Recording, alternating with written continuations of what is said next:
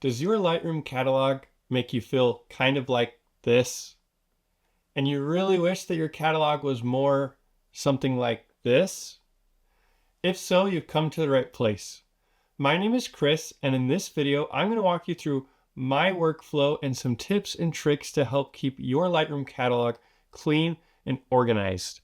And if you stick around to the end of this video, I'll offer a bonus tip of ways that you can share your work, promote your photography business, only using Lightroom and your existing photos. So with that, let's get into it.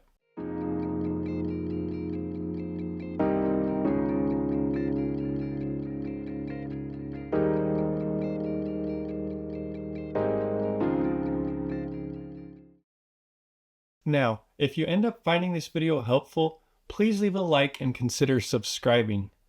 An important thing to note is that this is my workflow and what works for me, and what works for you may be different depending on the type of photography that you do or just your own personal preferences, but there will still be lots of valuable tips that I think will help you as you decide what your own workflow should be. So before we even touch Lightroom, a lot of what I do starts at the folder level on the computer. So you may have different folders for different subject matter that you're going to shoot. In my case, I do mostly landscape photography, so I have a general photography folder, and within that, I create folders for each year. This is what helps me stay organized. Then, within that year, as I go out and go on a shoot, I'll simply create a new folder. So let's say I went and shot at Zion National Park.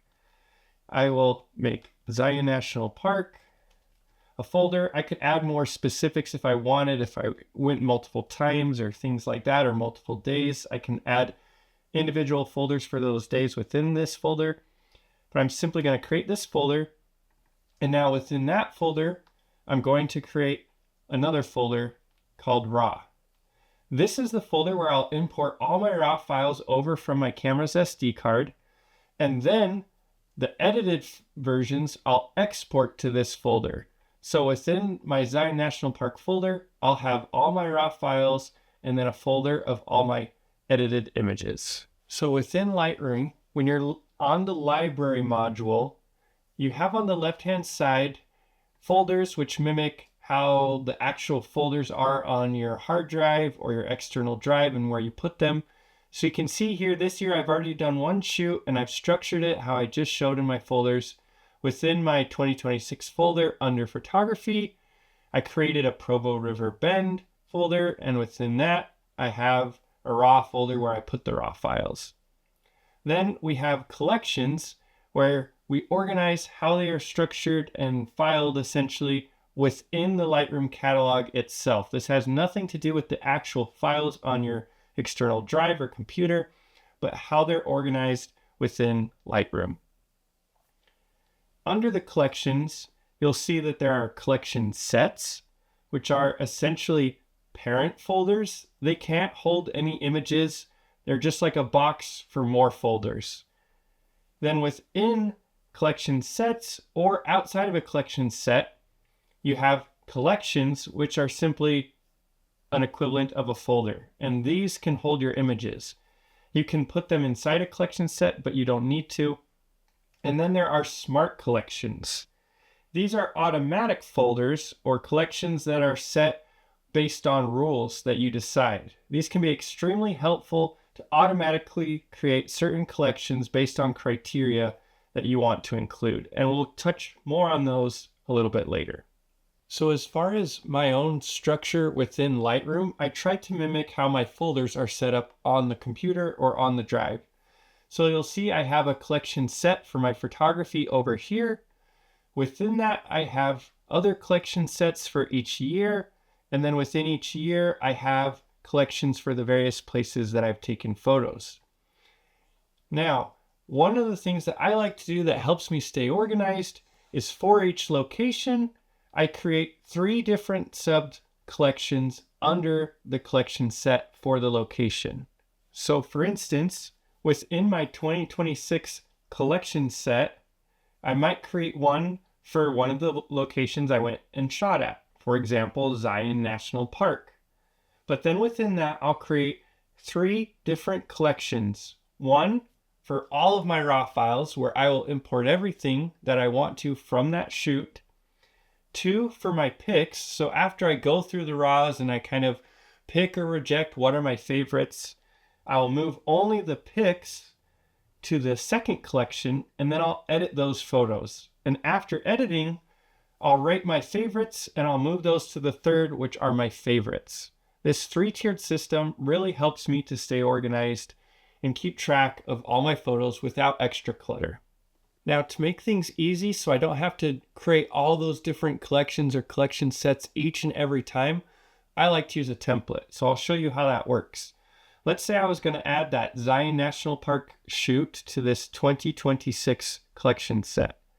I've created a template which is structured the way that I just showed you. I can simply right-click my template, do duplicate collection set, and now I can grab that template copy to my 2026 folder and rename it to whatever the shoot was. So let's say Zion National Park. Now within 2026, I have Zion National Park and my structure already ready and set to go. So if you want to create a useful template like this for yourself, it's pretty simple. All you need to do is click this little plus, do create collection set, name it something like template. In this case, we don't want to put it inside another collection set. I'm going to name it template 2 since I already have one. Hit create. Now you'll see I have template 2, but there's nothing in it yet. So now again, I'm going to go up and hit the plus. This time I'm going to do create collection. We want it to be inside template 2, so I can say 1, all raws, create. Now you'll see within template 2, I have all raws. We're going to do that again for our other 2, create collection, 2, picks, create, and then 3 favorites.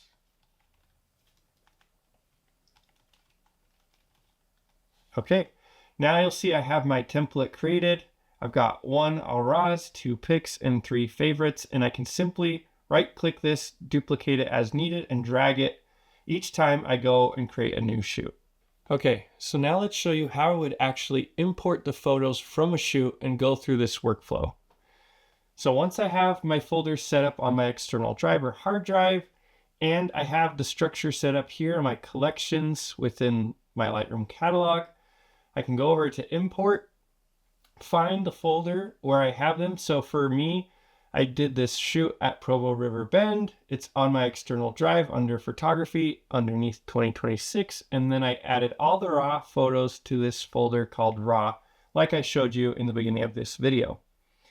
Now, if I want to make sure they end up in the right collection that I've previously created for this, I can simply click add to collection and then find the right one. So I can go to photography, 2026, Provo River Bend, and select all raws. Now, if I hit import, it will add all of these photos to my all raws collection underneath Provo River Bend. Now, I've already done that for these photos, so I won't do it. But another helpful thing that you might want to do is apply any presets as far as metadata goes as you're importing all these photos. And as a simple example, I like to apply some basic copyright settings to all of my photos when I import as well. So I have that selected here. If you want to create a preset like that, you can simply go up here under metadata when you're on the library module, under preset, click edit, add in the information that you want for your copyright or whatever it may be, click the arrows, save current settings as new preset. Then when you're looking at the import dialog, you can simply apply that right here, and Lightroom will remember that the next time you go to import your photos. I love doing this because I know my copyright and those other metadata things I have in that preset are automatically applied to every photo that I import. Now, once they're all imported, you'll see that I've got this all raws collection within my Provo River Bend where everything has been dropped. Now, I've already gone through this and done my picking and rejecting, but if you haven't, you could make sure your auto advance is turned on and then simply hit P for pick or X for reject and go through each photo one by one and make your selections. Now, once you've done that, I would go to your grid view, and then at the top, you can click the white flag to look at only your pics. You'll simply shift click, select all of them, and drag them all over to your pics collection. Now, in your pics collection, you'll have only the ones that you decided were worth taking the time to edit. Then you can go through each of these photos one by one and edit them. After doing all of your edits, you can rate them, you can give them stars, and then essentially you'll do the same thing and move only your favorites, however you decide what those are, to your favorites collection on the left-hand side. So let me show you kind of what my rules look like, but the way you set it up is going to be different depending on how you want to organize things, but this is at least what I like to do. So my rating system, and at least what works for me, is anything that I consider my best work, I rate at least 4 or 5 stars. I don't use 3, 2, or 1 because it's really not that relevant to me, but anything that I feel like is really good, I'll rate at least a 4. If I think it's really top notch, I'll give it a 5. Now on top of that, I like to use the color labels, so anything that I consider to be portfolio worthy, I will add the red color label, and in addition to those 4 or 5 stars. If there's any photos that I feel like I really want to come back and re-edit later that maybe they just need some more time or I need to look at them with some fresh eyes, I will give them the green color label. And then I also will edit versions of my photos a little differently for print, brighten them up, things like that, so they'll look better printed. If it's a duplicate or a virtual copy that I've edited for print, I will label those as blue to keep them distinct and separate. So let me show you how I would do this for this shoot with my favorites. In my pics collection, I'm going to go through and rate my photos after I've now edited them and have a better idea of which ones I truly love. I can simply use the number keys on my keyboard and say 4, 5 to rate them as I go through them. If there are any that I particularly like and want to include in my portfolio, I can right click, set color label, and choose red. That follows the rule I've established of marking photos as red for my portfolio. Now, once you've gone through and done the ratings of your pics, you may have some that you don't want to include in your favorites, even though you edited them. So what I'm going to do now is simply filter to only those that are 4 or 5 stars at least. I can shift click, select all these, and add them to my favorites. Now, once I've done that, I have my favorites collection with just my best and favorite photos from that shoot. Something I like to do as well, once I have my favorites picked and in their favorites collection, is I come over here and I like to add a lot of the important metadata. So I'll add tags for things that are important to me, like this is my screen master, not my print version. I'm going to offer this photo as an open edition, the aspect ratio, whatever tags are useful to you. They could be location or theme specific, the type of photography, whatever's going to help you organize your photos. I also like to add a title to my favorites in case I want to sell them or use them for various things. It's nice to have that as well. So I will add in those things as well for each of my favorites. Now, one thing to know, it's important in all of this to make sure you have a good backup plan, a backup for your raw files, for your Lightroom catalog, so you don't lose any of your hard work. I'm not going to go into the specifics of backups in this video, but if that's something that would be helpful to you, please let me know. But a few other helpful tips that I do want to go over is with your favorites, if you have an edit that you really like and you don't want to lose, one thing you can do is in your develop module, for that photo, you can come over to snapshots, hit the plus icon, and you can give it a name like final edit. This is helpful because if for whatever reason you come back into this image and drastically change it and tweak it, down the line, and it's totally just not the same photo anymore, and you want to go back to that edit that you so desperately loved, you can come over here under snapshots, click Final Edit, and it goes right back to the exact edit settings that you had. So this is something I love to do for my favorite photos. It gives me peace of mind and is an easy way to go back and get the exact edit settings I had at that moment in time. It can also be helpful if you want to explore editing it a different way, but not lose a specific look that you had already that you liked. Now, once I have all of my favorites in my favorites collection, these are the images that I export. So I'm going to select everything in my favorites, right click, export, and I have a preset that I like to use, which is for social media. So I can use various different ones, but this one I have right here exports everything as the date, the title of the photo for the file naming. It also makes sure that everything is 1800 pixels on the long edge, which is great for social media and web. If I want it for print, I'll export a bigger version, and it watermarks it with my signature, which is great.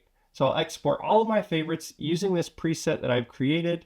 If you want to create one, you can simply go into this export module, apply the settings that you want, and then save it as a preset and reuse that going forward. Then I'll export these to the same folder where I have that initial raw file on my hard drive. And so I'll have within a Provo River Bend folder on my external drive, all the edited favorites exported, and then a folder for all the raw files. And that is easy for me to understand and helps make sense of my images and files and keeps it clean and organized. Now, the last thing that I want to go over before we go over my bonus tip is how to use the smart collections. This is where a lot of the power and real organization comes in for me. So smart collections, as I mentioned, are folders that are essentially rule-based. So you can create rules that will automatically add photos if the rule criteria is met. So for example, I've created this portfolio smart collection, which will automatically add any photo I've labeled red and has at least 4 or 5 stars. These are the photos that I want to be my portfolio. Those are the rules that I've set. For those that are maybe 4 or 5 stars, but not quite my portfolio, I have this best work, which includes those photos in addition to those I've deemed portfolio worthy. I also have a smart collection for anything I label green to re-edit, which right now I don't have anything in there, but I've created other useful smart collections as well. For instance, under this collection set for aspect ratio, I can filter to specific aspect ratios. I've set up the rules and using the metadata keywords. So for instance, I add that aspect ratio to all of my favorites so I know what it is. I can then quickly have these photos, anything I have with a 3:1 panoramic aspect ratio added. I'll also use the keyword pano for anything that's a pano. And so I have one that brings in all of my panos automatically. I have another for all of my vertical images that are my favorites, and so on. So a way to set up a smart collection and the rules is pretty simple. You hit the plus, create smart collection. You can give it a name. You can put it inside another collection set if you want to. And then you simply add the rules, and you can add more than one. So you could say, I want anything that's at least 4 stars or greater to automatically be included in, let's say this is a portfolio, but only of verticals or something, right? So for me, I'm going to add another rule, and I want to change the label color needs to be red. That's how I do my portfolio. I'm going to add another rule here. And this time you can see that there's all these other things that you can use to establish your smart rules for the collection. But I'm going to go under, let's see, where is it? Aspect ratio, under size, and just do is portrait. Hit save. Now you'll see it's created my portfolio vertical smart collection, and it's automatically added everything that has at least 4 or 5 stars, is labeled red, and is vertical. This can be extremely powerful to quickly organize your photos.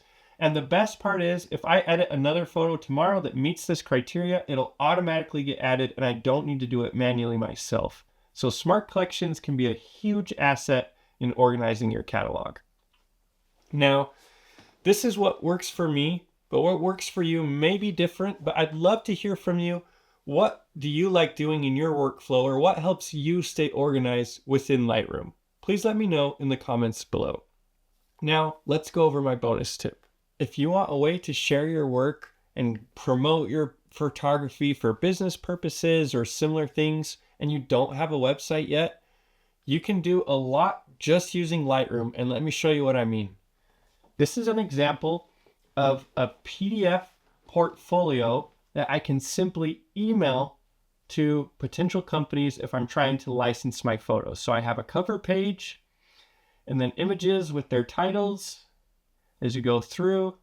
And at the end, I've added a simple end info page with my email and Instagram. Now, the cover and the info page I created on Canva. Also, this background image I created on Canva and imported into Lightroom.